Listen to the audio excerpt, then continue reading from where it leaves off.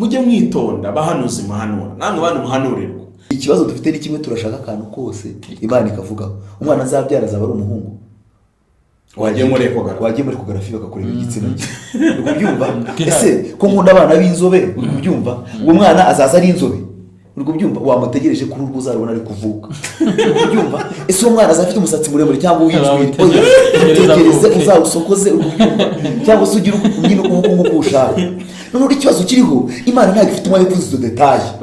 Ntabwo iyo Imana ihanurira igihugu, igihanura ntabwo abami bagirwaho ingaruka n'ibyaha by'abatambyi ngo bitume urubanza rw'Imana ruza ku bami kandi abatambyi bakoze ibyaha.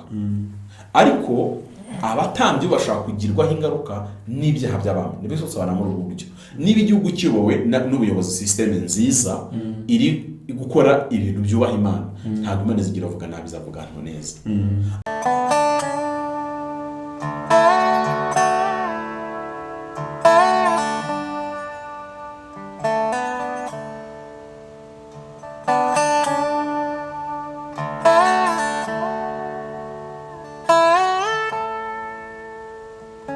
Tuguhaye ikaze wahisemo gukurikira Metano ya TVR. Tukwifuriza kungukira muri Kristo Yesu. Amagambo tubabwira kenshi, kubera ko muri Kristo Yesu harimo inyungu, tuba twifuriza umuntu wese kugira urwo rwunguko. Uno munsi turi kumwe na mwene data, niwe turi bubanzirizeho kugira ngo nabibwire. Reka tumwakire. Ndabasoje mu izina rya Yesu Kristo, amahoro Imana abane namwe. Nitwa Yesu Pamphile, Imana duhana umugisha. Nanjye nitwa Jean. Ndabaramukije mu izina rya Yesu Kristo, amahoro Imana abane namwe. Ndabashimiye mwese kandi ikaze kugira ngo tubane. Reka tubanze dusenge, tubanze twiragize Imana. Reka dusabe n'ubundi Pamphile asenga Imana, dutangire ikiganiro cyacu kugira ngo Imana izibanemo natwe kigire umumaro. Mana, mu izina rya Yesu turagushimiye, uri Imana yera. Twebwe turi abantu, ntukora ibyaha, ntunabana n'abanyabyaha, ntunabashyigikira, yewe ntunabishimira uko byagenda kose.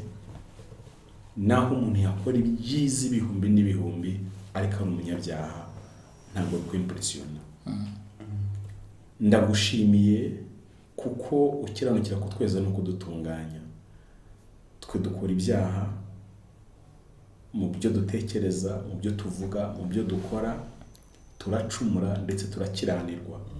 Ariko turagushimiye kuko washyizeho uburyo bwo kugira ngo twegerane nawe bikunde, ugatanga umwana wawe w'ikinege Yesu Kristo agapfa ku mwanya wacu kugira ngo atwunge n'Imana.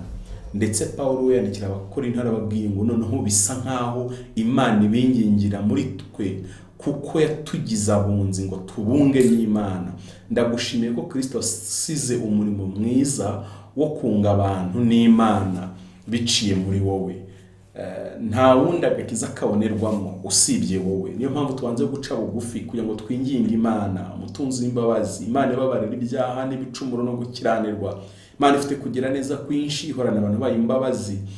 Imana itinda kurakara, ibangukira kubabarira, yibuza kugira nabi. Imana y'urukundo, turakwinginze ubanze utweze. Umuririmbyi umwe aririmbira avuga ngo Uwiteka umucamanza yabogeye amaraso ntancira urubanza rubi, ahubwo agihita ukiranutse, bidatewe n'imirimo myiza twakoze cyangwa tutakoze ibyaha, ahubwo bitewe nuko Imana turebeye mu maraso y'umwana wayo Yesu Kristo.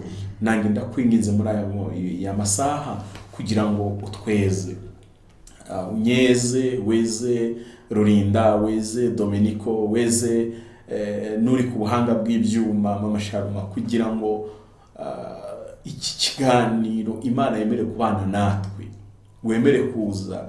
Bibiliya nivuga ngo iyo abana b'Imana bateranye, ibitabo byo mu ijuru birabumburwa, abandika bakandika, kandi iyo abana b'Imana bateranye, Imana ubwayo yururukira kubana nabo kwa ngo yumve ibyo baganira. Turakwinginze uduhe iteraniro ryiza, uduhe iteraniro ryera, riteshejwe nuko twe turi beza, ahubwo ryejejwe nuko Imana yemeye kubanamo natwe.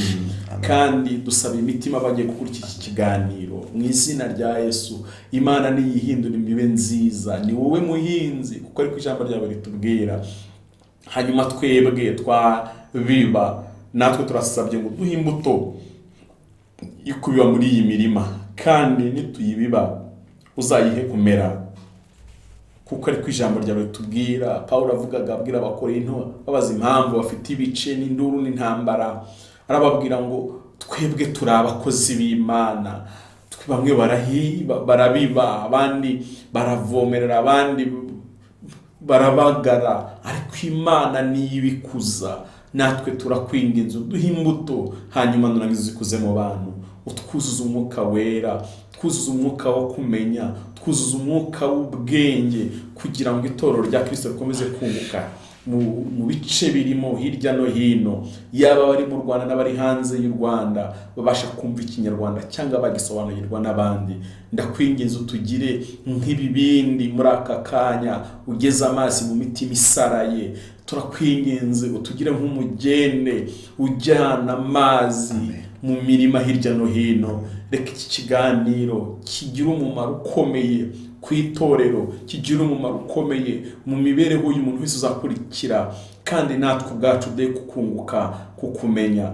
Urakoze, ngaho komeza kuduha kuba maso no kwitegura kumva impanda, kuko ibimenyetso bitwereka ko ugiye kuza gutwara itorero. Wabikora muri uyu mwaka 2024 cyangwa nyuma, ariko icyo tuzi no kutazatinda kuko utagendera kuri kalendari yacu. Ngaho komeza twese tugire neza, bisabye Imana mu izina rya Yesu, amen. Arakoze cyane Pamfili kudusengera, kandi twiringiye ko Imana iri buduhe kuganira byiza biri bufashe abadukurikira. Turi ku mumaro w'umuhanuzi, dushingiye ko Elisa yari afite mu gihugu. Twibaza abahanuzi b'u Rwanda bafite umumaro. Nyine urumva nanjye nahise nibaza ngo nk'ubu ngubu twakurahe, tumere nka kwa kundi yavuze ati twakurahe se undi muntu uri mu mwuka w'Imana kwa Farawo. Twakurahe umuhanuzi w'Imana wabera u Rwanda amagare n'amafarashi? Watubura ntitugire inzara, watubura tukagira umwero urumbutse, akaburira igihugu, ntiduterwe n'amahanga. Mbega ibintu byose bikagenda neza, watumenyera ibyenda kuba akatugahita uko bikwiye kugenda. Kuko ari umuhanuzi ni ukuburira abantu. Yego, icyo tugiye kwemeranyaho, u Rwanda mu ishusho y'ibigaragara rufite abahanuzi batari munsi y'ibihumbi 100. Ni benshi, sibyo? Abitwa abahanuzi batari munsi y'ibihumbi 100. Cyo gukora hari n'uwo nigeze numva avuga ngo niwe perezida w'abahanuzi, kandi aravuga ati mu gihe cyose nkiriho ntarapfa, u Rwanda ntuzagira umuhanuzi umeze nkanjye, na Afurika ntawe. Wenda batoye komite arayiyobora. Sinari impari ayo matora, sinari kandi nyari musinamutora bakazi. Ariko umwuka w'ubwibone ntabwo ari ukuri, kuko si ukuri. Ahubwo hari abitwa abahanuzi bataribo. Aho cyangwa hari abitwa abahanuzi ariko bari muri classe ebyiri, nabo kuri nabibinyuma. Nyumve neza, saba pfumu noneho kwinjiye ku bahanuzi bukuri nabibinyuma ku gihugu. Ku gihugu bamye babaho no muri Israel, kuko turakoresha Bibiliya kwa ngo tuze kugera ku Rwanda.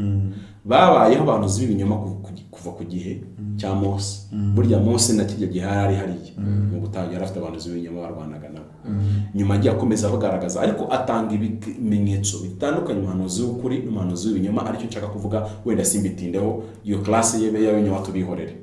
Yaravuze ngo umuntu narota nyina akerekwa, ndetse cyangwa se agahanura, kandi n'ibyo yahanuye bigasohora, agahindukira.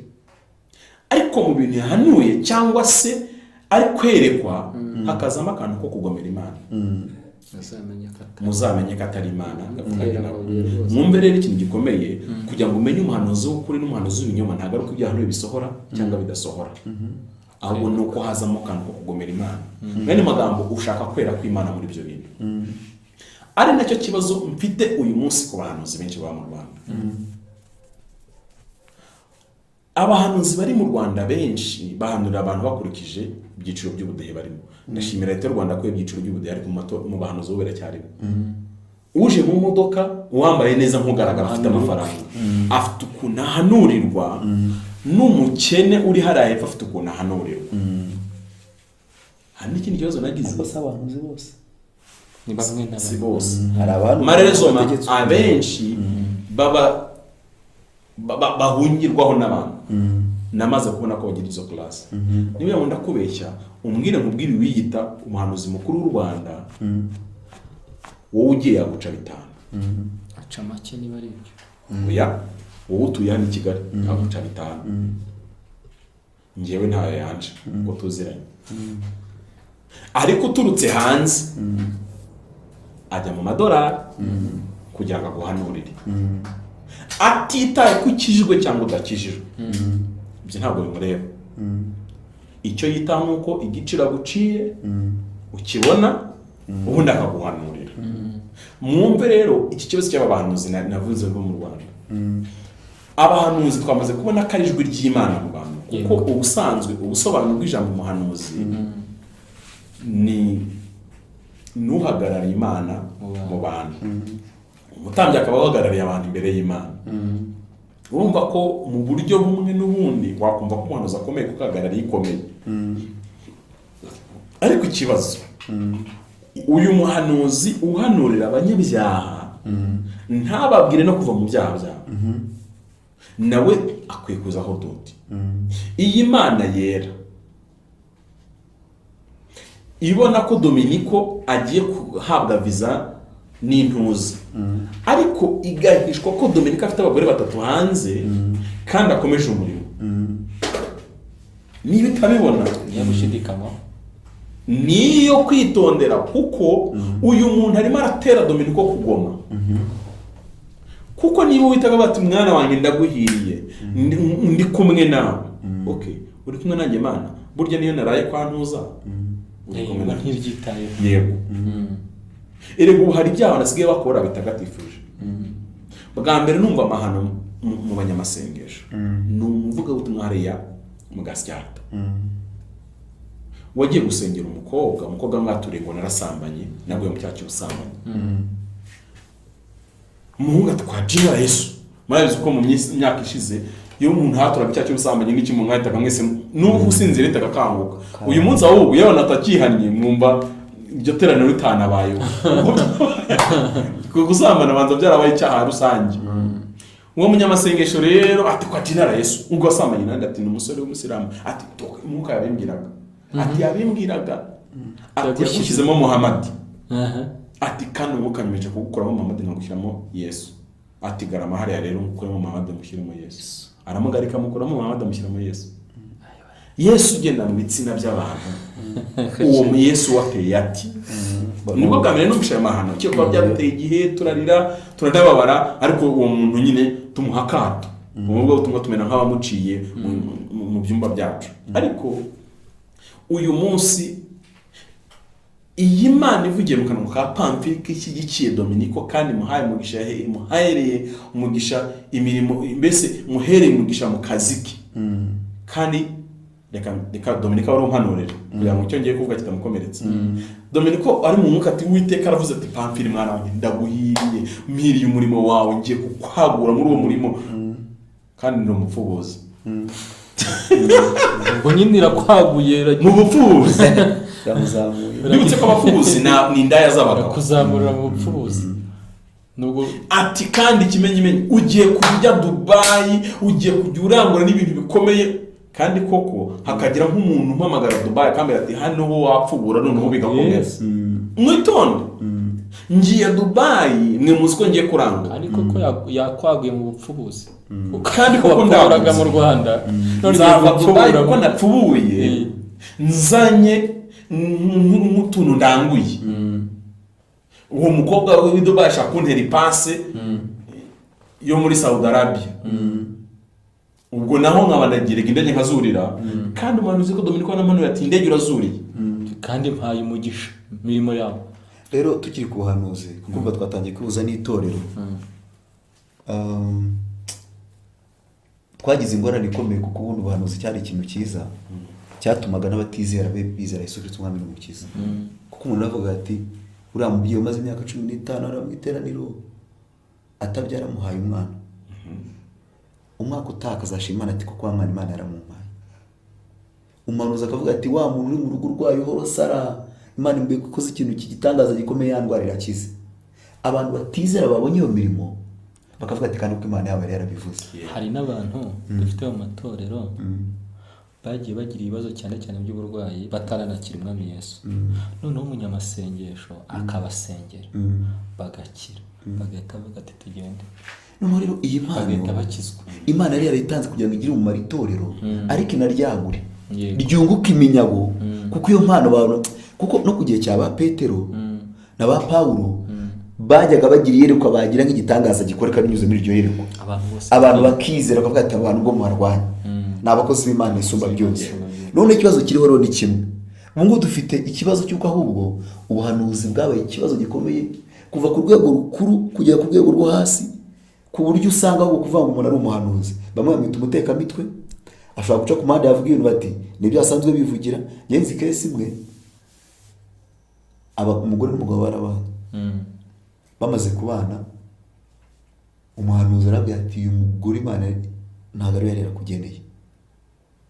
N'umuhanuzi ubikoze urabivuze nibuka ko hari uwabikoze ahanura umugore wawe, nawe ni kuki mutamunyetse kare ngo mukuri twagiye cyangwa gusenga. Umuhanuzi yera n'umugore nanjye ndaho ndimo nasenga bari bamutwaye, aravuga ati umusore ufite suba api atuwiteka aguhaye umugabo. Sincyuka neza kubyara muri ubwo buryo bigaragaza ko nyine nta mugabo afite. Bakaganya ko umutipa aranyishe. Icyo mutamunyinitse ngo mukubitire hano abantu bose bareba. Nari kubikora. Nabikora. Bavuze tuvuga ko bitemewe. Twari mu cyumba twari mu buvuma abantu bahari. Bene uramukubita. Kuko uwo mucyashya abumvisha hanurira uyu bagira ngo ni umuhanuzi koko. Na cyane ko yicecekeye hanyuma mutekereza akaroga bangana iki. Ibi bibazo by'abahanuzi byo gutuma abahanuzi byarataye agaciro byatewe na bene ibyo bintu byagiye byinjira tugacika twabyihorera. Nk'urugero ukumva nk'umuntu araguhanuriye arakubwiye ati barabana ufite saba. Urumva ikintu gikomeye akoze mu mutima kubera ukuntu wubaha Imana, uremera ko Imana ivuze by'ukuri. Icyambere reba abana maze kugira, reba inshuro zose umugore waba guciye inyuma rero n'imbaraga bantwaye, n'imbaraga zose abana bagutwaye, kandi Imana yo ntiyibeshye, yirabizi neza ko atari wabikoze, niko ubyizeye kandi sibyo. Ni umwuka w'abahanuzi ugambiriye kugusenyera urugo. Nugira amafaranga uzajya gupimisha DNA. Ariko nutayagira uzicwa n'agahinda, uzahera ku murongo nawe uteragura amada hanze kugira ngo wivura ako gahinda. Uzikiza kuba ubaza gufatira mu cyaha usambana umugore abumwere, kandi umugore abizi ko ategeza guca inyuma na rimwe. Uzavuga uterega Imana yarambwiye ati nawe warabikoze, nanjye nakwishyura. Urwo birasenze. Ubuhanuzi rero nicyo twarimo tuvuga, nyine yari impano Imana itanze. Hanyuma urwo rwo byagenze gute? Byarangiye umugore n'umugabo n'undi byaje kurangira batandukanye. Umugabo aragenda aragwa, umugore aragumya akajya asenga, biza kurangira kera kabaye umugabo yongeye arasenga, arongera aragaruka ubusinzi uko meze ko simbaheruka. Ariko uribaza Imana ijya kubwira umugore n'umugabo bamaze kubana ngo ntago uriya Imana yari yarakugeneye. Urumva mu by'ukuri mu bumana bw'Imana nta bintu ifite muri iyo poroje. Se buriya muzi yuko mu mvugo y'Imana Imana ishobora kubwira ikintu Pamfili na Jado wenda baraturanye, ikababwira inyuze mu mukozi wayo, ariko ntibateranye kandi bafitanye ikibazo. Imana ntiteza konfuri hanarimo nikemura ikibazo ngo isiga akaruga gasikisi gikaba. Nacyo ntoze mbabwira kana mbabwira aba baririmbyi bahanga indirimbo, uzi uko baba batubwira ko abanzi bacu ari Dominico, umwanzi wanjye ari Dominico, umwanzi wanjye ari Rurinda. Hanyuma noneho mwumva ikintu cyagiye cyantangaza kera tukira muri cya cyumba kira cyabyaga kira irateranira ry'igaho kwa kabiri nigeze numva abantu babiri bafite ikibazo ariko baza tukunga tubasengere mu bihe bitandukanye bombi babiri bafite ikibazo none bakadusanga baduri icyifuzo tubasengere none Mazimana ni urugo rw'ubucuti uyu yaratubwira agahinda k'ubuhemu uyu yamukoreye n'uyu nakatubwira agahinda k'ubuhemu uyu yamukoreye biraza kugenda gute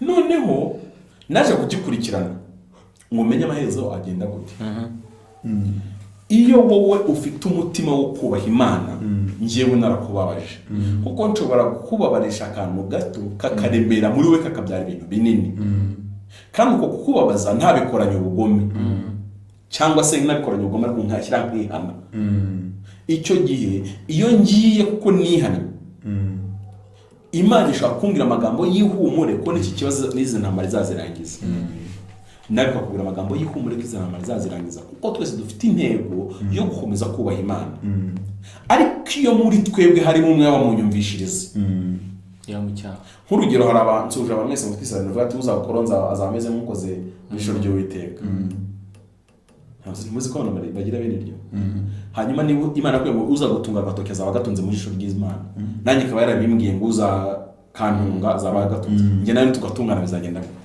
muzamu yatunze mu maso icyo gihe Imana twaba turi kwitura Imana bwamuyemereye nabi which is wrong umwe muri twebwe ari mu mwanya utari uwe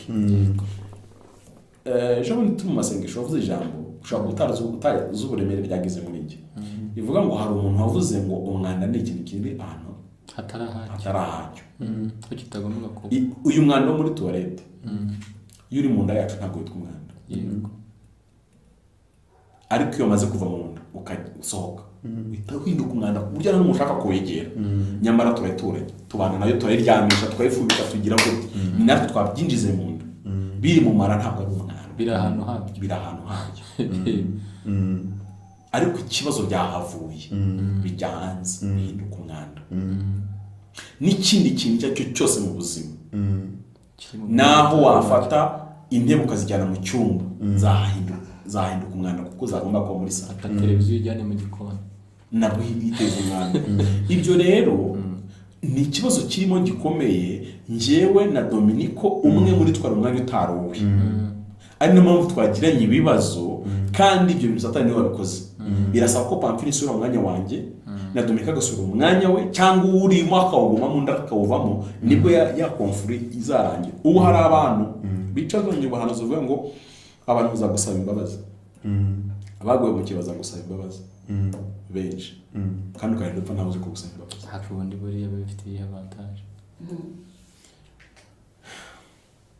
preve kugira ngo ni nk'umuntu ugaragaze ko uri umukozi w'Imana cyangwa ukomeye ko warenganye ibintu ntahagaje motivation abantu bazakakwarukira ngo bazaza kugusaba imbabazi cyo nari nkeneye gusa nuko ntuza izo ntambara zikamvaho nibyo kugira ngo baze ngo basabe imbabazi hari n'umuntu uba yabisengeye yashishikaye eka tuvugishe ukuri nkurikije ukuri kwa Bibiliya nta mugore wanjye uhari nta n'uwo uhari n'umuntu wese dukurikira byombi nta mugore uhari Imana setinze muri wowe wawe nta uhaba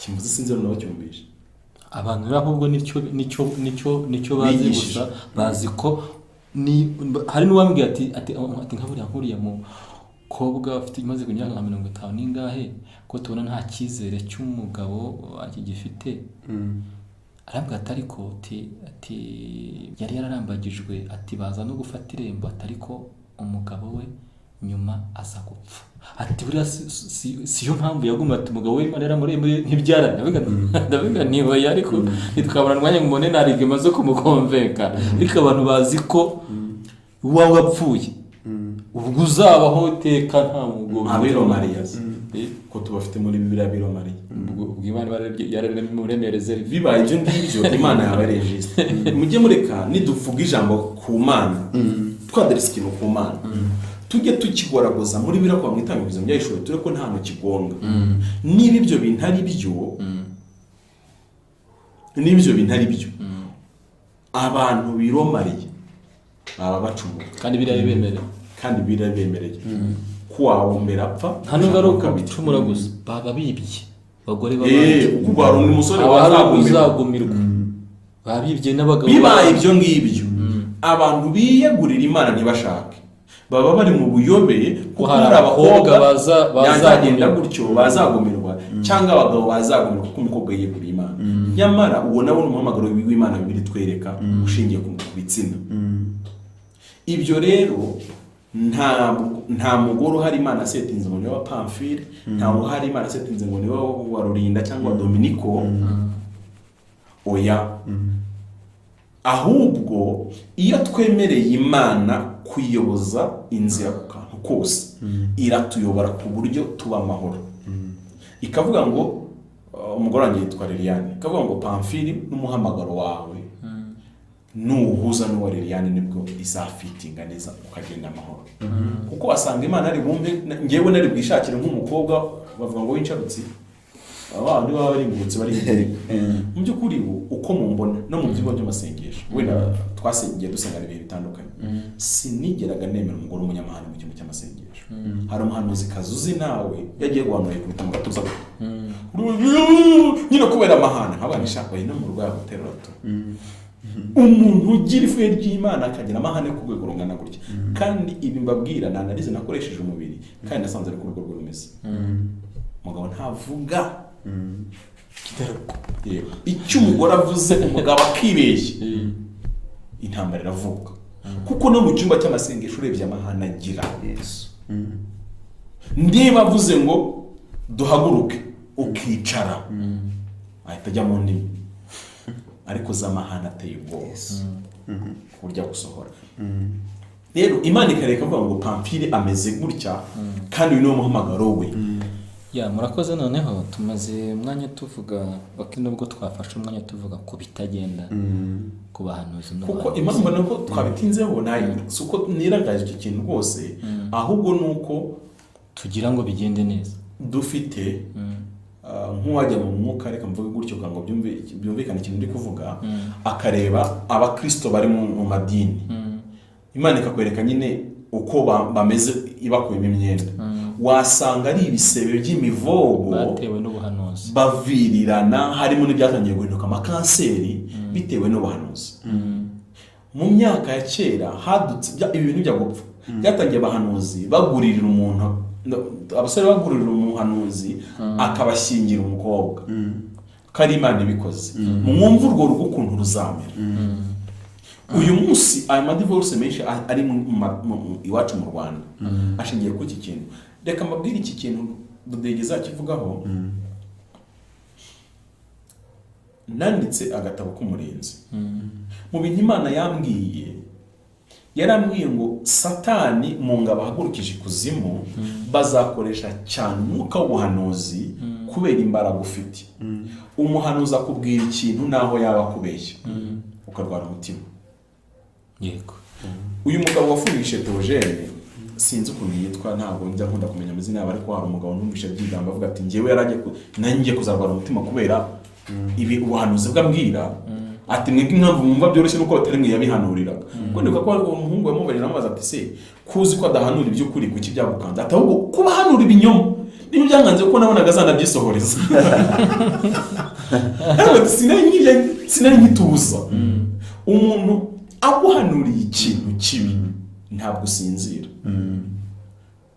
nimutekereze rero abantu bari mu matorero ntabwo turi gukora umumaro w'umuhanuzi no turusohorezeho ariko nimutekereze abantu bari mu matorero bavirirana kubera abahanuzi hari abantu nzi abahanuzi bagiye barya mu modoka barya amazu barya batwara abagore ugasanga umuhanuzi agutwara umugore akinjira nkaje agahanura mwumva imbaraga bano bantu bafite niyo mpamvu dukwiriye kwitonda cyane umuhanuzi ntabwo ahanurira ibintu bibi bitari byo ubibona fact nashaka bari nge Pamphile uzankubiti amategeko y'u Rwanda azakurengera kuko uyu muntu ibintu arimo ibintu akoze byo guhanura akoze icyaha mu mategeko y'u Rwanda kuko arimo aragutera ubwoba rero umukubise amategeko y'u Rwanda yakerekana n'ibindi byemera cyangwa ibitugu by'abapfapfa hari ibintu biberanye icyo uwo ni umupfapfa utabandi bapfapfa kubera iyo mpamvu reba uyu muntu yinjiye mu rugo abwiye umugore n'umugabo aravuga ngo uyu ntabwo ari we wawe kandi bya bintu kubera umwuka uri inyuma ya cya kintu ntabwo ari igitekerezo cye ahubwo inyuma ya rya jambo avuze hari umwuka wari gishoreye urugo rudarusenyuka. ngewe bampanuriye ko nzashaka umuntu byanze bampanurira twindi mu iteraniro aravuga ati umuntu wanga ubushake bw'Imana azarambagiza harongora abandi azagira ibihabi avugaho imivumo nibanditse muri Ezekiyeli arabivuga urumva uri mu iteraniro imbere ya pasiteri n'abakiboza akavuga ati umuntu wanga ubushake bw'Imana azarambagiza harongora abandi azakora ibi ngibi yeguhirwa avuga ibi hari ibintu byanditse muri Ezekiyeli arabivuga imivumo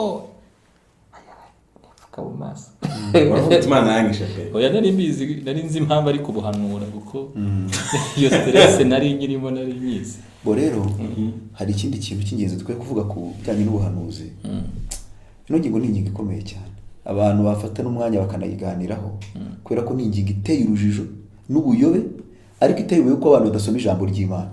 Ubundi yari impano nziza ariko Satani yagiye aprofita yinjiramo ibintu byose arabizambye iracyari nziza niyo mpamvu agikomeza kuyirwanya. Noneho urumva ikintu gikomeye ubuhanuzi bwabaye imari bwabaye igicuruzwa gitungwa nyiracyo. Iyo nayo ni ingingo ikomeye ku buryo dufite abantu batunzwe n'ubuhanuzi. Sizera muri kubyumva gutungwa n'ubuhanuzi si ikibazo. Imana ishobora guca muri iyo mpano ikakubesha wikoresha neza ariko nawe ushobora kugira n'igicuruzwa ukajya uyicuruza.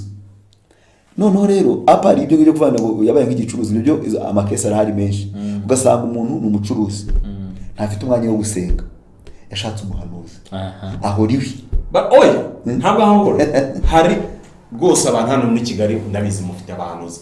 Kigali ari ibintu nabonye abantu sigaye baharaye n'imbwa n'abahanuzi kugira ngo ugere mu bipangu by'i Kigali ntusangemo imbwa biragoye ariko no gusanga ibipangu by'abarokore itarimo abahanuzi nta nubwo bisabye abarokore gusa mukire wese yaba ari umurokore atari umurokore nawe kakona nakabonye ni umwuka wo kwahawe wakurikiranye abantu n'uyu munsi kandi mwabahanuzi buriya mwarapfuye nuko mutabizi.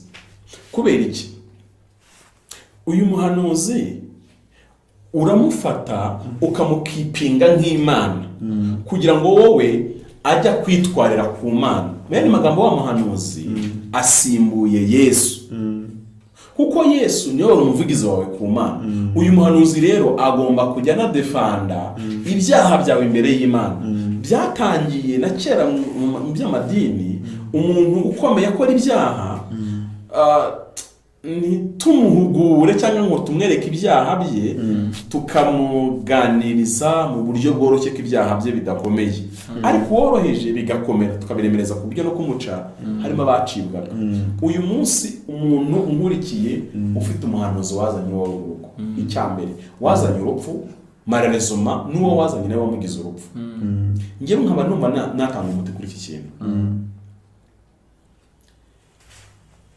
Niba umuntu aguhanuriye ibintu ariko ni level y'abantu bakuru ntabwo umwana ibintu yabishobora kandi ikikuza abantu ni ijambo ry'Imana gusa. Umuhanuzi niba aguhanura ibintu icyambere bitandukanye n'ibyo ugambiriye mu murimo w'Imana bidahuye n'ubushake bwawe n'ibyumvikanye n'Imana ko dukwiye gusenga Imana tukavugana ariko umuhanuzi ari dungukije araje akubwiye ibintu bitandukanye n'ibyo wumva wemeranyije n'Imana wowe ubwawe kandi binaguhaye n'umutwaro utanashobora ujye ubwira Imana uti ntabyo nemeye usigarane ikibazo n'Imana aho kugira ngo usigare uvunwa n'umutwaro umuhanuzi akwikoreje. Mubyibuke neza Yeremiya mu gice 35 Imana nyirijuru n'isi yaramubwiye ngo jya kugura inzoga arazizana n'abantu barazikorera ajya kwa bene Rekabu arabamagara ngo bajya mu nzu y'Imana ategura ikirori aravuga ati nimwumve ijambo ry'Uwiteka. Yeremiya ni umuhanuzi ukomeye ku rwego rw'igihugu aravuga ati Uwiteka aramye muri mwakiriza inzoga munywe kuko ari ku ijambo ry'Imana bivuze. Baramubwira ati vuga uvuye aho twebwe bene Rekabu twarahiye ko tutazigera tunywa inzoga Imana izi ikintu yabwiye Yeremiya yaramubwiye ngo nagira ngo nkwereke ukuntu abo bantu babasha kurinda isezerano rya sekuru mwebwe byabananiye bwo kurwanya byabananiye kurinda isezerano ryanjye nabo. Ntabwo Imana yari izi ko bari abantu bari bunywa inzoga, yari ibizi ko batari buyinywe, ariko ashaka kwigisha Yeremiya ikindi kintu gikomeye Yeremiya atazi n'Abisirayeli batazi. Bibaho ko Imana ishaka kukubwira ikintu yabwiye Ezekiyeli, iramubwira ngo nafata amabyi ateka ibiryo, abwira Imana ati ndakubaha kuva na bose ndakora ikizira, ntabwo ndi gufata aya mabyi rero ni ikizira. Imana iramubwira ati okay, amabyi ndayihoreye, none ufata ibisheshe aba ari ibyo ukoresha. Bibaho rero ko dushobora guhagarara tukavugana n'Imana nk'umwana na se, tukamubwira ngo ntabwo ibi nkora, uranshingira uyu mugore umeze gutya, icyambere simukunda, nzabana nawe ntanamukunda, kandi urugo rushushanya urukundo rw'Imana n'itorero. Urumva ikibazo kiri aho ngaho. Mubyitondere, njyewe mfite experience mbi, nabonye abantu bose bashatse abantu batandukanyije imyaka, ingo abonzi, ingo zabo zarasenyutse abenshi. Hari generasiyo yabayeho udusore tw'ingirigiri tukaba turongora abagore abakecuru imyaka 40-50, umwana w'imyaka 25 kumbwira ngo narongora umukecuru w'imyaka 45 ufite n'abana bangana nawe, ikintu azakora namara gushirira n'amatsiko y'ibyo yashegeraga, azagira ikibazo kibimunezeza mu myaka ye bitandukanye n'ibinezeza uyu muri imyaka. Hazazamo kumva, azabatunga muri abagore babiri, azasa ko banganya imyaka bahuje na feeling, kandi byarakozwe n'ubuhanuzi, kandi byarakozwe n'Imana. Abonzi hafi bose zarasenyutse. Uyu muntu, uyu musore yabayeho hari indaya, akora uburaya bw'ubusambanyi bw'ibitsina, ariko akoraho n'ibindi, kuko nagiye mbona hazamo andi mahano. Ugiye gushaka umukobwa w'isugi wakuriye mu itorero, umushingiye umuhungu uzi kurongora mu bitsina no mu kibuno no mu kanwa, mbese uburyo bwose bw'ibyaha by'amahano arabizi, umuhaye n'umukobwa. Dufite amakesi menshi mu ngo uyu munsi, abagore b'abarokore bubaha Imana yicara akarera akavuga ngo ngiye gupfa, ngiye kwiyahura. Kubera iki? Afite ikigabo cy'ikigoryi, niko biri bita, mujye mwihangane mvuga gutyo, kimubwira ati ndashaka kurongora mu kibuno, singikeneye kurongora mu gitsina, ndashaka mu kibuno. kandi biritanga ubwabyo icyo kintu ni icyaha, imibiri byitagenewe. Uyu muntu abihambiriweho n'idini rimubwira ati ntudivorce. Already uyu muntu mubana we yaraguye, kandi aza mu nzu y'Imana, aza mu nzu y'Imana. Numva agahinda rero kari inyuma y'ibi bintu, abahanuzi bakaza bakakubwira ibintu n'ibindi. Niba umuntu akubwira ibintu wumva bihabanye n'ibyo wemerana n'Imana, bihakana usigara udiringa n'Imana, umubwira uti ibyo ninjye ntabyo nkora, Mana ngwino tuvugane. Aho kugira ngo nzarongore umuntu nakunda, reka tugire sinzarongore. Icyakora niba ari wowe ubikoze, ni impamvu yo kumukunda, kuko ntayo mfite, nta nimwe mfite, ku buryo nabasha no kwisobanurira abantu. Marerezoma amarangamutima ashaka kubeshya ukibwira ko umukunze kubera ibintu afite n'ibindi bintu n'ibindi. Ni mwitonde rero, Imana yaturemanye amahitamo ntavogerwa, ntabwo Imana igivogera amahitamo yacu nta na rimwe, kereka igihe amahitamo yacu yinjiriwe na Satani, twebwe ntitubimenye. Satani akaba ari uri kunyobora, icyo gihe Imana ireterevena ikamusohora, icyo gihe ishobora kuntwaza igitugu. Ariko dufite abantu benshi bagenda batubeshya ibintu. Ngiye kwera ibiganiro by'ubuhamya bimaze hafi imyaka 5, ibiganiro by'ubuhamya nabibonye ibintu byinshi. Umuntu arazana kuri kamera akakubwira ubuhamya, akavuga uti ku isi mbonye umukozi w'Imana, mwava inyuma ya kamera ibintu akubwira ugasanga bihabanye 100% bya bintu akubwiraga kuri kamera. Yakubwira ko ibintu ari Imana yabikoze, ariko inyuma ya kamera akakubwira ibintu akavuga ati mbega ukumva urapfuye, ibintu bihabanye na bya bindi. Ngo ni Imana bivuze n'icyo yabikoze. Niba turi kuri ibyo bikomera abahanuzi bateye, kubera imbaraga bo bafite, twe tubizereramo nk'abavugana n'Imana, kandi nibyo. Ariko noneho abo ni abahanuzi b'ibinyoma, mumenye ko babayeho. Reka tuvuge noneho ku muhanuzi w'ukuri, uhanura Imana, cyangwa se uhanura avugishijwe n'Imana. Ngo twibaza ngo mu Rwanda twababona, ndahamya neza ko mu Rwanda bahari. Ahubwo ikintu kimwe cyananiye abakristo ni uko badasoma Bibiliya. Urugero, nuramuka usomye bibiliya uzasanga nka Yesaya bahanuye ari abahanuzi 4 bari ku rwego rw'igihugu. Yesaya yahanuriye rimwe na ba Hoseya, hanura rimwe na ba Amosi, ni bane, ni Yesaya na Hoseya na Amosi, undi wa kane ndamwibagiwe, bahanuriye mu gihe kimwe. Urumva ko ni ikintu gikomeye, kuko nka Yesaya yahanuriraga Yudaya, Hoseya yahanurira Isamariya, ariko bahari mu gihe kimwe. Ba Yeremiya na ba Ezekiyeli n'abandi bagiye bahanura igihe kimwe, nka ba Zekariya na ba Maraki bahanuriye mu gihe kimwe bavuye mu bunyage, babaga bahari igihe kimwe. Ariko bashobora ikintu kitondewe, bahanuraga bakubita ahantu hamwe, ariko mu mvugo zitandukanye. Niba igihugu kiri mu gihe gikwiye guhanurirwa amahoro, abantu zose Uwiteka barahanuraga. Ariko niba bari mu gihe cy'urubanza, abantu zose bahanuraga urubanza, nubwo baruvuga mu ma perspective, bareba ahantu hatandukanye. Umwe arureba ahagaze hejuru y'inzu, urumva uko ureba inzu yihagaze hejuru, siko umuntu yireba yihagaze imbere, ariko ni no guhirima kw'ino nzu. Bakavuga ati no nzirahirima, umwe ati warukuta uragiye, undi ati kandi wa mabati uragurutse, ariko niyanze igiye guhirima. Cyangwa se umugisha w'Imana ugiye kukuzaho Yerusalemu we n'ibindi. Bahanuraga muri bene ibyo bihe. Ikibazo rero gikomeye, igihe bose bahanuraga bari muri perspective y'urubanza rw'Imana, hari n'abahanuraga amahoro. Bazonze Yeremiya ku rwego ruhambaye. Yeremiya akavuga ati Uwiteka agiye kubarimbura, bahanuzi nk'igihumbi agatarukira ati Uwiteka aradutumye, ati murahiriwe, ibintu bimeze neza. Izo ntambara z'abahanuzi b'ukuri n'abibinyoma ntabwo zigera zirangira. Yesu zarinda zihari. Icyo cyo mwikwirwa munagisengera ntabwo kizabaho. Ahubwo reka turebe, turabwirwa n'icyo umuhanuzi w'ukuri n'umuhanuzi w'ibinyoma, ni cya kintu cyonyine cyo kwera kw'Imana. Igihugu niba kirimo ibyaha, hari ibyaha by'igihugu n'ibyaha by'itorero, abantu biga kubitandukanya. Yani magambo, hari ibyaha by'abami n'ibyaha by'abatambyi. Marezo hari igihe byivanga. Ntabwo Imana ihanurira igihugu, igihanura ntabwo abami bagirwaho ingaruka n'ibyaha by'abatambyi ngo bitume urubanza rw'Imana ruza ku bami kandi abatambyi bakoze ibyaha.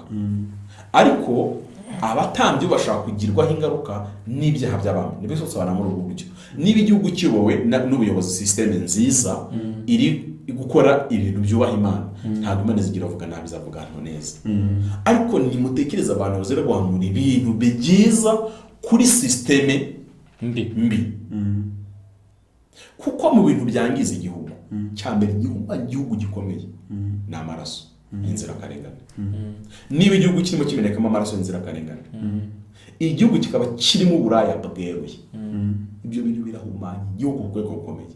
Igihugu kikaba kirimo ubupfumu, kuraguza no guterekera byeruye, igihugu kirahumana. Ntabwo Imana zigera ivuga neza igihugu. Hanyuma kwitorera, niba imirimo yose yo mu yahera iri gukorwa nabi, iri kugenda nabi, urugero kuri bene Eli bakoze ibyaha biza gukabya, bishe systeme y'ibitambo yose baradobereza, birarenga, batangira kujya basambanya abakobwa bakoraga amasuku ku rusengero, birarenga n'ujuje gutambigira ibitambo bakamusambanya. Ikintu cyabaye, abantu bazinutswe kuza kongera kwegera Imana. Icyo gihe ntabwo ikibazo kiri kuri Israel yose, kiri kuri systeme y'ubutambyi y'idini. Niyo mpamvu Imana abwiye Samuel ngo ugende ubwire Eli ngo hari undi muntu uzaje, ikintu nzakorera abantu, umuntu uzacyumva amatwi azacungerere. Kuko ikintu bakoze, bazinuye abantu Imana. Dominiko nawe Rurinda twicaranye muri iki kiganiro, ikintu Imana izahanisha pasiteri w'Abanyarwanda n'abahanuzi bari mu Rwanda bangishije abantu Imana, umuntu wese uzacyumva naho yaba ari umupagani azajya avuga ngo iki kintu cyakozwe n'Imana kandi amatwi azacungerere. Mu byange mu byemere, iyabikoze ku bana ba Eli na Eli ntabwo izaberekera ku Banyarwanda. Kwitwa umupasiteri byabaye gisebo, kandi ubupasiteri ni icyohero umuntu ahabwa n'Imana.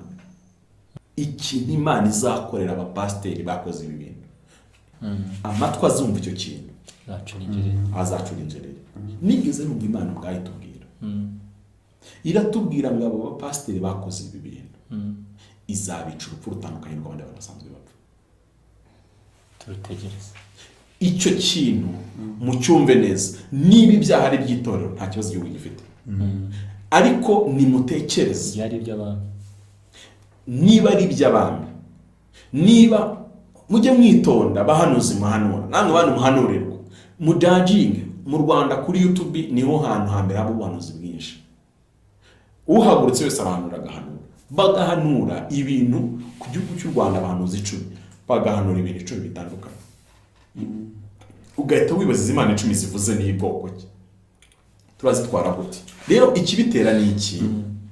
Ni murebe kugira ngo umenye uhanuye iby'ukuri, kwera kw'Imana na system. ni murebe kwera kw'Imana, nimurangiza murebe niba ubuhanuzi bukwiriye abantu buhanuriwe. Eske koko leta y'u Rwanda ikwiriye ubuhanuzi Dominique ari guhanura, cyangwa ikwiriye ubwo Rurinda ari guhanura, cyangwa ikwiriye ubwo Pamphile ari guhanura? Dukurikije ibyikora, kuko leta y'u Rwanda ibyikora turi abanyarwanda turabibona. Njyewe nigeze niba ari umupadiri n'abaye ikintu umugabo utari mu Rwanda ahanura ibibi ku Rwanda muri covid, kugira ngo u Rwanda ni Sodoma cyabaye. Ndavuga nese uyu muntu igihugu ahanura arakizi, akivugaho ibintu bibi, nyuma naje kumva niba yarabaye perezida mu buhungiro, niba yaragize gute, byari ibintu propaganda. Yego, bwari uburyo bari gukora bwo kwangisha abaturage igihugu biciye mu buhanuzi. Ushyizemo akantu rero. Ubuhanuzi ni bwiza ku gihugu no kwitorera, Yego, ariko bushobora no gukoreshwa nabi, yego, bukoreka igihugu. Rero wenda ku buhanuzi nawe zimbabwira ko ari ingingo nziza yo kuganiraho, kandi itera n'abantu benshi amatsiko, kandi abantu benshi bazi buriya muzi ko n'abantu badakishijwe badasenga Imana yo mu ijuru yo gusenga, bajya bifuza kuza kumva ubuhanuzi bw'Imana yo mu ijuru. Njye nahoze numva abantu kare ahantu narindi barimo bakora imirimo isanzwe, barimo gufura, barimo bavuga ati tuzajya kwa runaka, tuzajya ni kwa runaka, ati ko wa muhanuzi umeze kwa kundi atubwire bya bindi, ati hari ahantu tunumvise hari amavuta, hari umuntu wagiye tubamubwira ibintu twumva bigenze neza, haroroye bamwe batari ku kibazo bavuga ati ibyaha, ati runaka bavuze ibyaha, ukumva barabajwe nuko avuga ibyaha ariko bakumva bashaka bya bindi avuga. Noneho ikintu nshaka kugira ngo wenda se nababwira abantu baduteze amatwi, mukwiye guteka Imana, mukwiye gutekereza ko Imana itavuga ikintu cyose. Imana ntifite umwanya wo kumbwira ngo cyagiye wuriye moto wari gusitara ari giye guhima ngugwe, ko Satani ahora duteka, mwari mubizi. Satani ndega ndi muzi wanjye igiye koga muri dushe ashaka ko niturasi gucumigeza. Nigeze nabwira umuntu yarambwiye ngo usenge cyane ngo Satani araguhiga cyane, warasha kutwa ijyana amafuta yawe kuzimu, nandi kuri moto amamagaye nkubita gatwenge, ntabaze Satani burya ni fake bingana gutyo, ahubwo se amafoto yanjye ntabi kuzimu ntahari, nambwira ahubwo nyamwoherereza, kuko Satani abaye adafite amafoto yanjye yaba afite ikibazo gikomeye, ntabwo yabakuza, yaba afite ikibazo rwose. Nimushaka amafoto yanjye kuyatanga kuri ikuzimu, narebe kuri YouTube, nareba arayabona ayabashye. None urumva icyo ushaka kubwira, urumva ngewe nuriye moto, cyo gihe Satani ashaka imbirindo, njya muri dushe gukaraba, ashaka nitura hasi ngo mve. Noneho Imana iramutse igiye kubwira scenario zose zikubaho, mwana wanjye imodoka ari ibyo byari bikumize, uryamye usinziriye umwuka wawe waraheze, urumva nijoro umuntu asinziriye ntazi yabari, akantu kaza kwita muzuru kagenda gakomeza bwana zare kagenda gasanga umwuka uraheze. Noneho ikintu cyisha abantu babuze kwizera, ibintu byose barashaka kubyumva binyuze ngo iravuze, ariko nyamara dukwiye kwizera Imana itaravuze, kuko mumenye ko Imana ikora ibintu byinshi itavuga. Ubundi muzika Imana itubwira ibintu bikeya, burya Imana ivuga n'ibintu bikomakomeye, ivuga iby'ingenzi. Noneho rero mutekereze Imana nk'umuntu w'umusirimu ufite abana atuma, udafite umwanya wo kuvuga akantu kose. Burya sobuja uri kubyumva ntashobora kubwira muteka igitunguru kandi azi gusanga ugiteka, ngo jya kubwira umunsi guteka igitunguru, ahubwo rero azaguhamagara kuvuga ati ntuteke igitunguru, agutanga komande rimwe kabiri. Burya abantu b'abasirimu ntabwo bavuga ibintu byinshi, muzitegereze muri abantu b'ababosi, burya umubosi urondogora ntabwo aba ari sawa. Noneho rero Imana bahindura indondogozi ku buryo mujya gusengura ukazajya ugira umuhanuzi iti mvuze wiki. Biriya bintu ni ukubura kwizera. Yamaze igihe nta muntu uri kumpanurira. maze igihe nta muntu uri kumpanurira urorayo maze igihe nyine nta muntu urorayo ntari guhura nabo nta kibazo ufite cyangwa ahubwo nyine baragukomerekeje urimo urabirirana ntabwo ari ukunkomeretsa nizera ko Imana niyo itavuze iba iri gukora nyine abantu badatekereza Imana nk'iyo iri gukora no mu gihe itavuze kandi bagatekereza nk'Imana ivuga igihe biri ngombwa. Ikibazo dufite ni kimwe, turashaka akantu kose Imana ikavugaho. Umwana azabyara azaba ari umuhungu, wagiye muri ekogarafi bagakureba igitsina cye, uri kubyumva? Ese ko nkunda abana b'inzobe, uri kubyumva? Uwo mwana azaza ari inzobe, uri kubyumva? Wamutegereje kuri urwo uzarubona ari kuvuka, uri kubyumva? Ese uwo mwana azafite umusatsi muremure cyangwa uw'injwiri, utegereze uzawusokoze, uri kubyumva? Cyangwa se ugire nyine uko ushaka. None ikibazo kiriho, Imana ntabwo ifite umwanya wo kuzuza izo detaye. Ni abantu biriya babivuga. Imana ngo guhaye ibiryo, uri kubyumva? Ugiye kuvaniramo ibintu by'inyama, no guhenga ibisorori oya. Wategereje bikaza ukabirya. Kuri level y'ibisorori. Hari hajemo n'imyumvire. Nyine, wera n'ubuhanuzi reka tuvuge ko abonye umugisha Imana iguhaye, ashaka kurondora buri kantu. Ariko Imana we imubwiye umugisha. Abantu babuze kwizera, uri kubyumva? Kandi ngo ikintu gikomeye. Buri muntu naguhanura ibintu utizeye.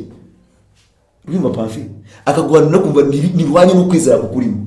Muzi ko buriya Yesu ndamukunda. Yabwiraga umuntu ngo bino bintu bikubere. Muri kumva icyo kintu? Ngenda bitegetse, mfite imbaraga zo kwitegeka Yesu. N'ubitanga. Ariko bikubere wowe ubwawe. Uko ugize gute? Uko byizeye. Noneho rero abantu babuze kwizera pe. Deja byo ngo tuvuga ngo ntabwo tujya kuraguza. Dufite abarokore benshi bajya kuraguza. Rega nawe twita abantu benshi ni abapfumu bambaye amakositimu, bava muri bya byenda no muri bwa bururi, baraza kuko abakubwira iby'ahazaza bose mu izina ry'Imana, ntabwo ari Imana ibatuma. Dufite kesi zikomeye z'abantu bahanurirwa n'abapfumu. Umuntu agahanurirwa n'umuntu wasinze, umuntu agahanurirwa n'indaya. Nta na rimwe Imana ikoresha baraba. Dukwiye no kwizera Imana kubera ko habaye ubuhanuzi. Ntidukwiye kumva ijwi ry'Imana nk'iryanyuze mu buhanuzi naho rirahanyura, ariko dukwiye ko dufite n'ibyo twizeye Imana. Reka tukonkiriwe cyane kuri aka kantu.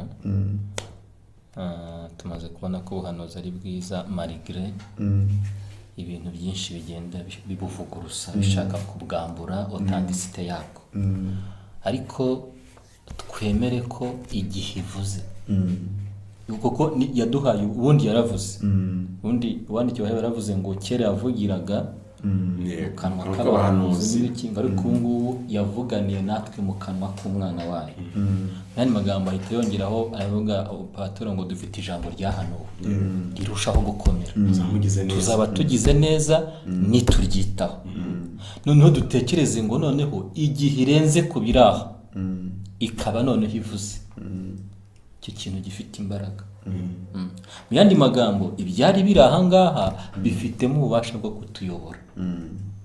Noneho igihe noneho ivuze nuko ni ije mu mbaraga zikomeye, ni ibiri busapotinga iki ngiki.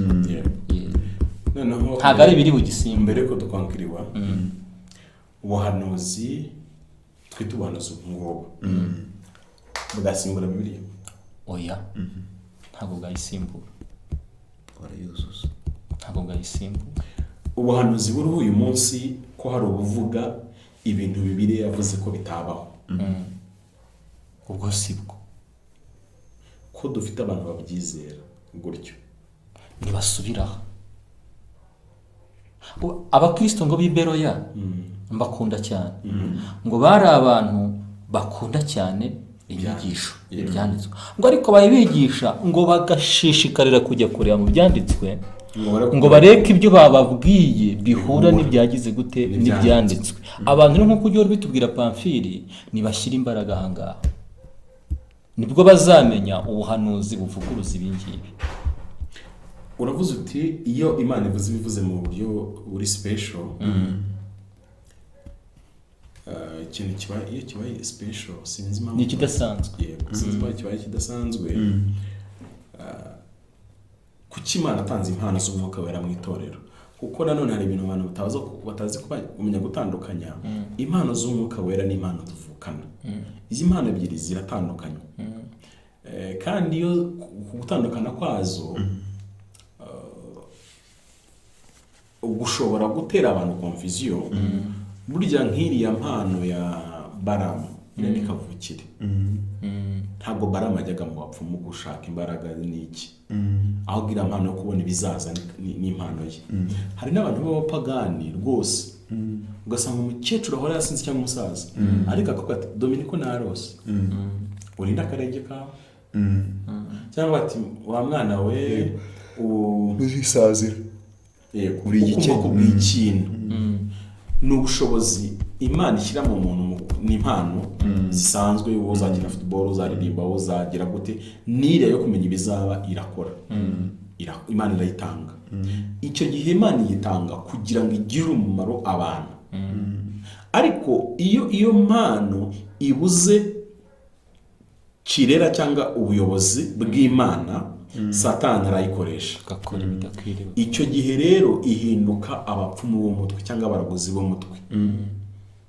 Ariko iyo ibaye iyobowe n'Imana ihinduka ahubwo ofisi y'ubuhanuzi. Kuko buriya abahanuzi baba mu byiciro bibiri. Hamwe abahanuzi b'umwuga niko navuga, n'abahanuzi b'amamateri bano batera ibiraka. Bene uyu muhanuzi uhanura bitewe n'ibihe, bene uyu muhanuzi uhanura kenshi ahanura ibintu biri lokale cyangwa by'ahantu hagufi. Ariko dufite abahanuzi bahanura ibintu bigari kandi by'igihe kirekire cyane. Nk'urugero nka ba Yesaya bahanuraga ibintu bizamara imyaka 100. Tekeza nko mu gice cya 45 hanura kuru.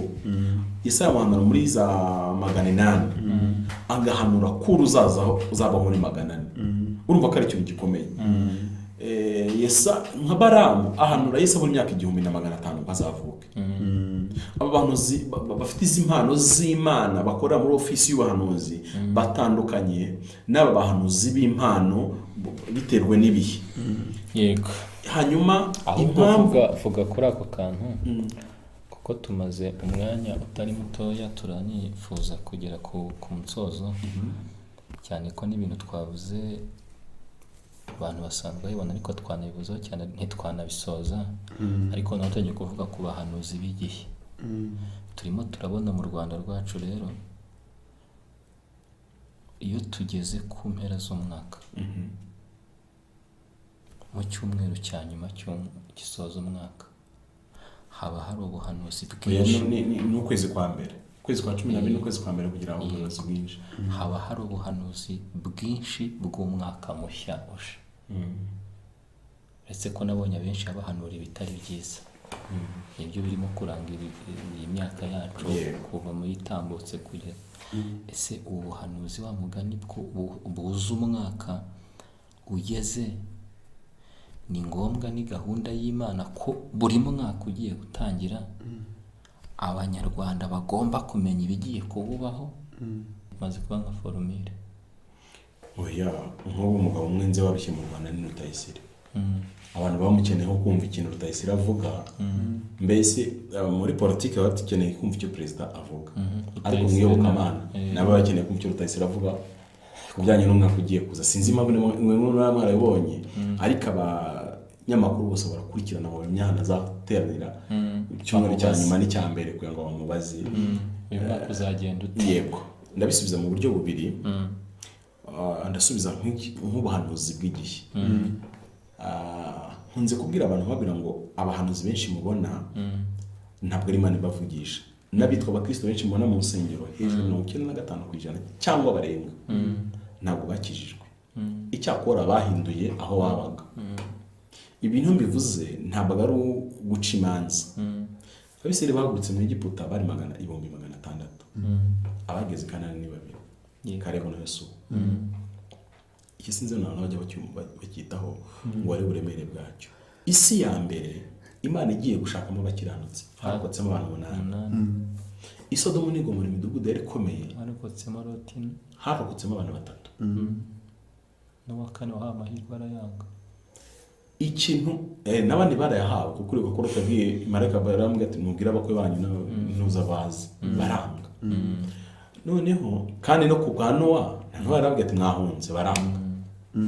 No ku bwa Isiraheli ntabwo Imana yigeze iburira abantu amahirwe nuko abantu bayanga. Hanyuma igihe kimwe nari ndi gusenga mbaza Imana insubirisha amagambo ari muri Habakuki nsanga ikibazo nari mfite kimeze nk'icyo Habakuki yari afite.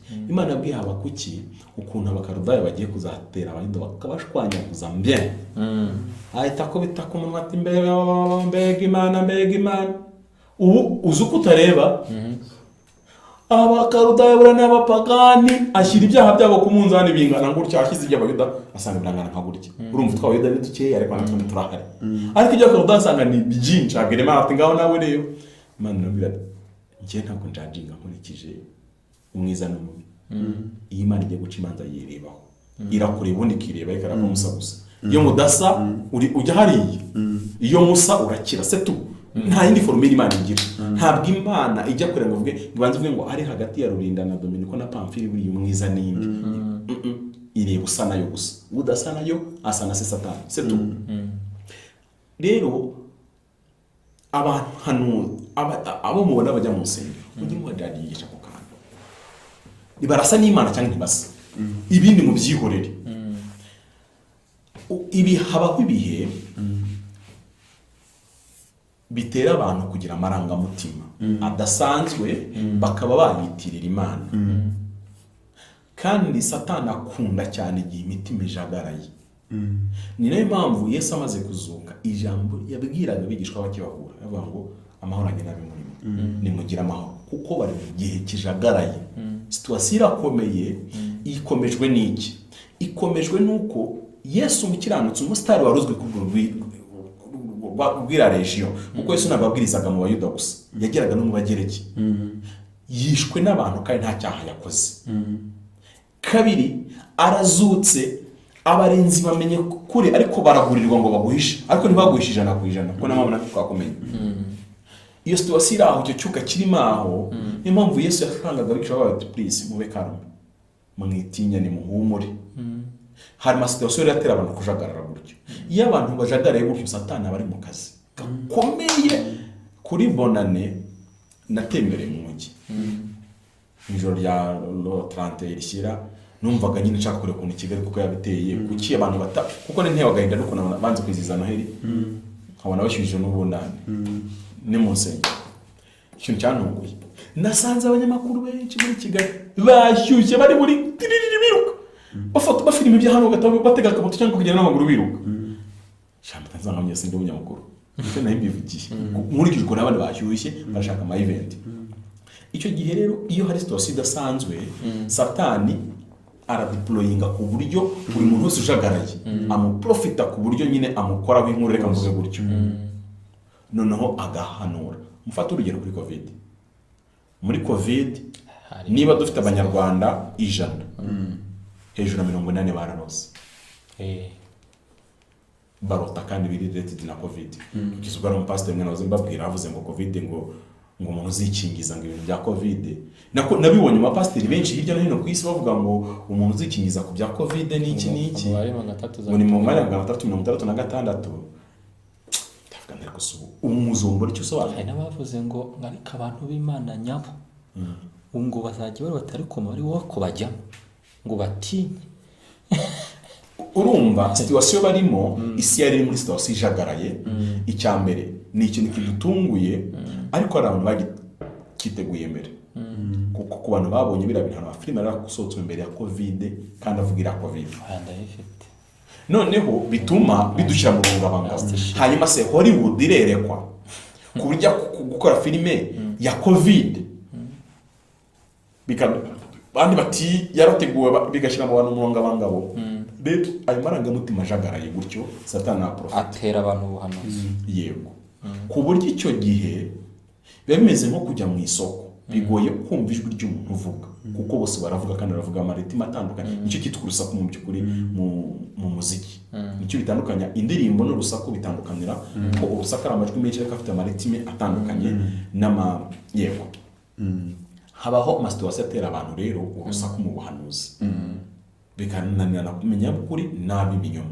Ariko mu mpera z'umwaka no mu ntangiriro z'umwaka naho bimera gutyo. Iyo bimeze gutyo rero ntibikura ko Imana yavuga. Twibuke neza ko Imana niyo nyirisi n'ijoro. Abantu kurangira k'umwaka ni ikintu abantu baba barasetinzeho ibintu byinshi kuko ni setting twashyizeho, niyo mpamvu twashyizeho umwaka nyine kugira ngo ujye urangira. Mu by'ukuri mwabonye ko umwaka urangiye nta kirere gihinduka umutuku cyangwa umweru cyangwa umukara cyangwa ubururu, nta shanjoma ihinduka mu bijyanye n'imiterere y'isi. Bivuze ngo ni nk'iriya mirongo nyine ya imirongo iri kuri groupe y'amafizore n'ibindi biri aho ngaho, ni ibintu biri imaginaire ariko bifite icyo bimariye abantu. Icyo gihe rero kuko abantu baba bumva ko icya mbere abakristo bazi ko isi biri kurangira, ntabwo twishimira ko umwaka ushize cyane, tuba tugatera ko Kristo ari hafi kuza koko, kandi Imana niyobora isi n'ijuru, ireba kuri kalendari yayo ikareba no kuy'abantu. Kuvuga ngo aba bantu ni igihe cyiza cyo kuba navugana nabo, nk'uko buri mukuru wese w'igihugu aba yitezweho ijambo ku baturage, bareba ibyabaye uwo mwaka, banateganya ibizaba. Muri isi hose ibyo bintu birakorwa. Ntabwo rero igitangaza kuba Imana nayo ubwayo yavuga ku itorero igendeye kuri kalendari y'iki gihe gusa, ntabwo bikuraho kalendari ya Bibiliya. Buriya kalendari ya Bibiliya, njyewe ejo bundi umwaka ujya kurangira, Imana yambwiye ibintu bizatubaho muri uyu mwaka, mpita nyibaza nanjye nayibaza icyo kibazo mubajije. Ntazi ariko ubundi buri mwaka ni ngombwa ko Imana iba igomba kuvuga itubwira ibintu. Ibi bintu ubundi ntabwo ari formule ubu, ntabwo byaba ari amarangamutima. Nibwo Imana yambwiye icyo kintu, irambwira ngo yo ihora muri kalendari imwe burya idahinduka, ariko ntibiyibuza kurebera kuz'abantu kuko abantu arizo babasha kubona.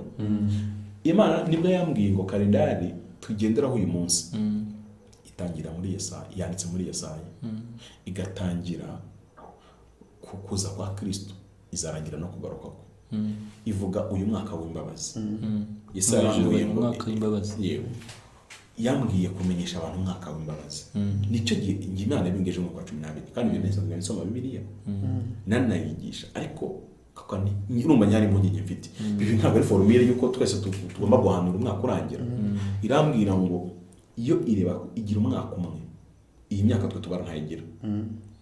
Igira umwaka umwe w'imbabazi watangiye kukuza kwa Kristo, uzanarangira umunsi Yesu azaza. Hanyuma ibyo bintu twebwe ntabwo tubizi. Igendeye kuri kalendari zacu rero, irushaho kumenyesha igihe abantu bagiye kwinjiramo. Niba mwebwe mwitwa ko mugiye kwinjira muri 2024, kuri kalendari y'Imana igihe cy'imbabazi kimwe kirushaho kurangira. Kandi kibi cy'iyi kalendari y'Imana nivuga abanyabyaha niyikupa, ntabwo abanyabyaha bazabimenya. Bizamenywa n'abapfuye bizeye n'abakiranutsi bakiriho ku isi, nibo bazamenya ngo kalendari yahagaze. Abanyabyaha bazakomeza ubuzima bisanzwe. Niyo mpamvu y'Imana ivuga ku n'uyu munsi nta buhanuzi na bumwe Imana ivuga en faveur y'igihugu. Igihugu as a nation ivuga en faveur y'itorero. yego. Ubuhanuzi rero bwose Imana ivuga butari en faveur y'itorero, ntabwo Imana yabuvuga. Abo Imana ibwira n'uyu munsi ni itorero, si idini, ni itorero.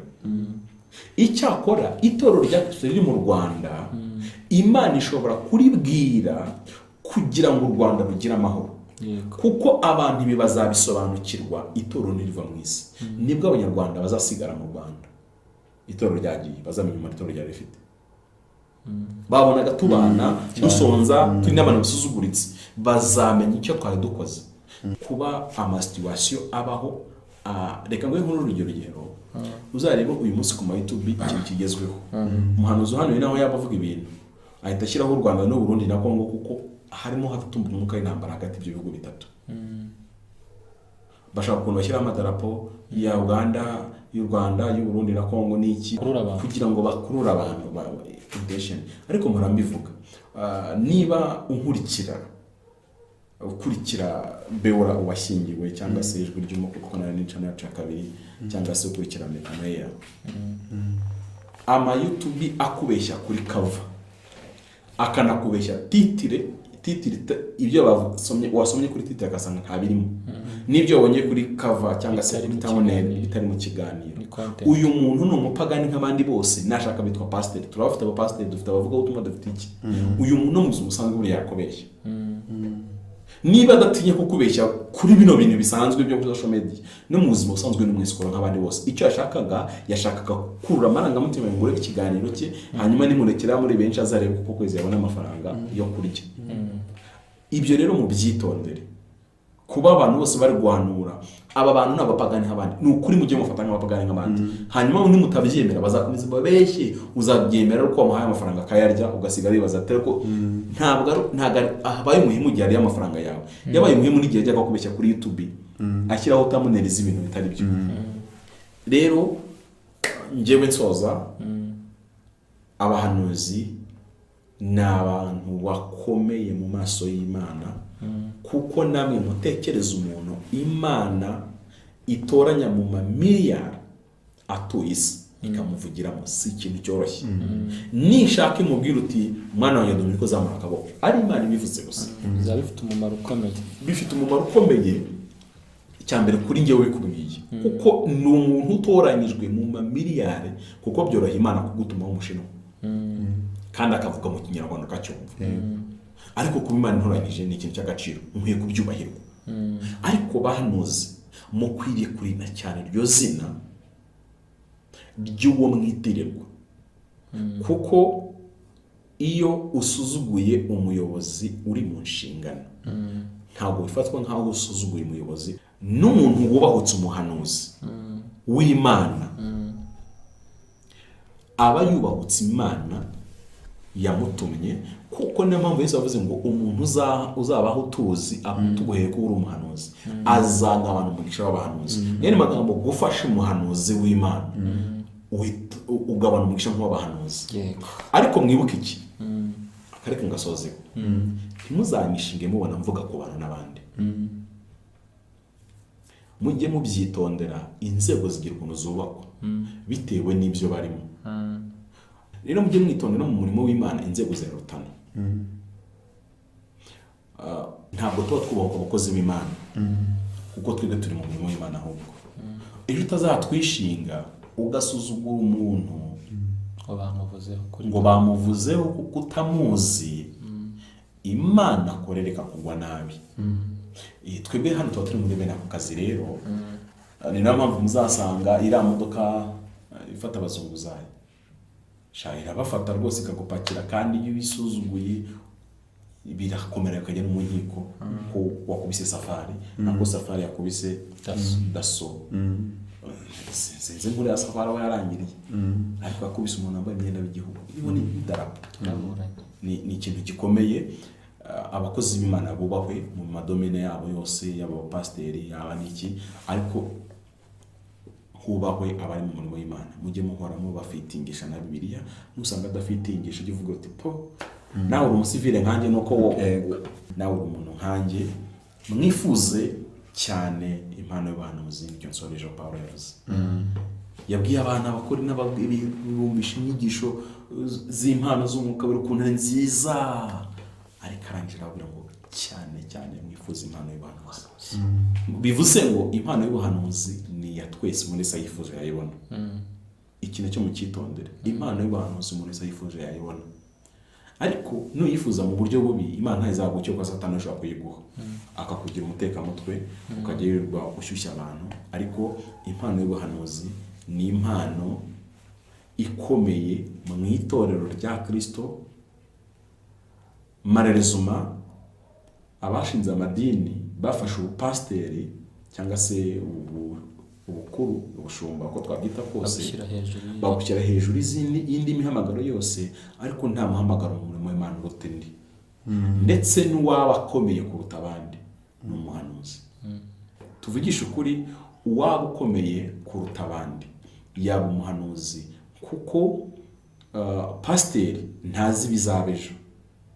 Icyo rukora ubutumwa Yesu yakoze, ariko ntazi aho ibihe bigeze. Ariko umuhanuzi ibyo bintu arabizi nk'uko pasiteri abizi, ariko azi n'ikindi kibigiye gukurikira next. Ibyo rero bikwiye gutuma, ntabwo mfobije abapasiteri ntunyumve nabi, ariko ndashaka gushishikariza abantu gukunda ubuhanuzi mu buryo bwabwo bwose, ariko kandi mu bwigengesereho cyane, kuko neza ubuhanuzi ntaho butandukaniye n'igisasu cya nucleaire. Dominique, ikintu mvuze uracyumvise? Nabyumvise ko ntaho butandukaniye na nucleaire. Igisasu cya nucleaire kiba kibisha ingufu z'amashanyarazi igihugu cyakoresha mu gihe kirekire cyane. Nta no kuburyo abenshi babikoresha bavuga ngo ni ukurwana mu buryo bwa diplomasi, bavuga ko ari kugira ngo babike amashanyarazi. Ariko nubwo ugitunze nawe kiguturikanye, cyashwanyuza, cyakwangiza. Nubwo ugitunze nyine ugitunze abona baragutinya, ariko nawe ubwawe kiguhindukiranye cyakubera akaga. Ari nayo kibazo tubona dufite uyu munsi, ubuhanuzi bisa nk'ubwahindukiranye itorero, ahubwo aho bwakoze amabi menshi, aho bwatanze umusaruro. Abahanuzi beza bariho, igihugu cy'u Rwanda kirabakeneye cyane, ariko ntituzigera tubona umuhanuzi umwe hidinze abandi, kuko ntabaho, ntawigeze abaho. No muri Isiraheli nta muhanuzi umwe wigeze uhari kamara. Abandi bagendaga babaho bakavuga, bagakora mu gihe cyabo, bakarangira akazaho abandi. Niyo mpamvu nta kamaro uhari. N'uyu munsi rero Dominique wahanura mu gihe cyawe, Rurinda aganura mu gihe cyanjye, nganura mu gihe cyanjye, hanyuma igihugu kikagira amahoro. Reka mvuge n'aka kantu nsoza. Abahanuzi bagira ubundi butware buruta ubw'abandi bantu. Mujye mubitondera. Umuhanuzi agira ubutware buruta ubw'abandi bantu. Reka mbaho urugendo igiye guhikira Imana yanjye ibiri person. Sibizi no ku bandi bantu bagikora, ariko ishuri ryose Imana impaye ku buzima bwawe, iri bimba rifite ubutware bwo kuba narikuraho. Sinzi icyo mvuze na mucyumvishe. Niba nkubonyeho ikintu kibi, ufite n'ubutware bwo kugikuraho. Wenda nushaka kuvuga kugikuzaho. Yego, kugikuzaho basi kugira ngo tumvikane. Ibyo rero mububahe. Nacyo gituma muzumva ngewe meze nk'urwanya abahanuzi. Kuko umuhanuzi usobanura ibintu utagira insinzi, mufata nk'uwa Satani. Kuko nako kandi Imana yambwiye, niba mbonye ibibi ku gihugu, nuko Imana impaye ubushobozi kuko kubikuzaho. Yego. Ariko niba ndi uwishimira kuvuga ibibi ku gihugu, ni ikibazo gikomeye. Ni ikibazo gikomeye. Ntibyambuza kukuburira, ariko ntibyambuza kubigukuraho. Yari ibintu rero umuhanuzi afite ubutware bunini, abantu babakunde cyane, mubakunde aho umuhanuzi ari, abana bamukunde n'umukozi w'Imana, ariko byaba byiza wowe gaho wabaye umuhanuzi. Yego, murakoze. Imana ivugisha. Reka turi mu gusoza, reka na Rurinda nawe tumuha akanya atange inama asoza ku byo tumaze kuvuga, haba ku bahanuzi, haba ku bahanurirwa, ndetse tuze no kumwemerera aze kudusengera asoza kubw'iki kiganiro, kugira ngo kigire imbaraga ku bacyumvise, hagira impinduka na rwa ruhugo twatangiye tuvuga, abantu barwakire. Murakoze. Pamfili ndatekereza byinshi yabivuze. Ngereka mvuge ngo harakabaho abahanuzi. Yego. Ndetse n'ubuhanuzi bongerejwe. Harakabaho abahanuzi ndetse n'ubuhanuzi, haba ku gihugu ndetse n'itorero. Twabonye ko tubakeneye. Yego. Kandi ubuhanuzi bufite umumaro mwinshi. Imana ibaduha, ariko inabakoreshe, korane nabo. Ikindi abahanurirwa byakabaye byiza bizeye, bakizera Imana ikora n'igihe itavuze. Imana ikomeze kutugirira neza. Kandi nanone abakristo bamenye ijambo ry'Imana, basobanukirwa ijambo ry'Imana, bize mbere y'uko ubuhanuzi buza, kuko byose tubigerageresha ijambo ry'Imana kugira ngo bitugirire umumaro. Arakoze, Imana ibahe umugisha. Reka dusenge Imana. Turagushimiye Mwami Yesu, tugushimiye ko mu mpano watanze mu itorero harimo n'ubuhanuzi, kandi muri iyo mpano y'ubuhanuzi twagiye twumva uvugana natwe, uganira natwe, kandi ibintu wavuganye natwe byari ukuri ko byarasohoye. Tugufata nk'Imana ivuga ukuri. Abantu bashobora kugoreka ukuri, ntibavuga ukuri uko kuri, bagakorerwamo n'undi mwuka udaturuka kuri wowe, ariko wowe uri Imana ivuga ukuri, ndetse ntujye unavangirwa. Uri Imana ikomeye cyane. turasenze cyane kugira ngo abantu bateze amatwi bagiye bahura n'abahanuzi badatumwe n'Imana imitima yabo igakomereka, uyu mwanya ubagirire neza ubomore kandi ubagenderere. Kandi turasenze kugira ngo abantu bose bafite umwete wo kugushaka, niba byiza bamere nka Pawulo yahuye n'umuhanuzi afata ngo umushumi arizirika, aravuga ngo bagiye kumuboha ngo bamubohe nk'uko uno mushumi uyiboheyeho. Ariko ngo mbere y'uko hanurirwa ibyo yari amaze kujya yerekwa mbere, aravuga ngo ntabwo niteguye kujya hariya gusa, ahubwo niteguye no kujya gupfirayo. Icyampa mbere y'uko Imana igira message inyuza mu muntu natwe ikabanza ikayitugendera, ikabanza ikayiduha mu buryo butandukanye, kuvuga mu buryo butandukanye, kuko Imana ikomeye cyane. Niho umugisha abantu baduteze amatwi kandi ukomeze kubakomereza amaboko. Kino gihugu cyacu ugiye abahanuzi, ko abahanuzi baburira igihugu, bakagira inama igihugu, bakababwira iby'umwero, bakababwira iby'inzara izatera, bagashyiraho n'ingamba zikwiye kujyaho kugira ngo ibyo bibazo bitazagwira igihugu. Icyampa abo ngabo ukabaduha basanzwe bahari, ariko ukanabakoresha, ndetse n'itoro muri rusange iyo mpano yongere kandi igira umumaro. Turasenze kugira ngo urugero rwiciwe muri twe butwarire mu mitima yacu, kandi urukundo rw'Imana rukomeze kutuganza twebwe n'abo duteze amatwi bose, mu izina rya Yesu Kristo umwami wacu, amen.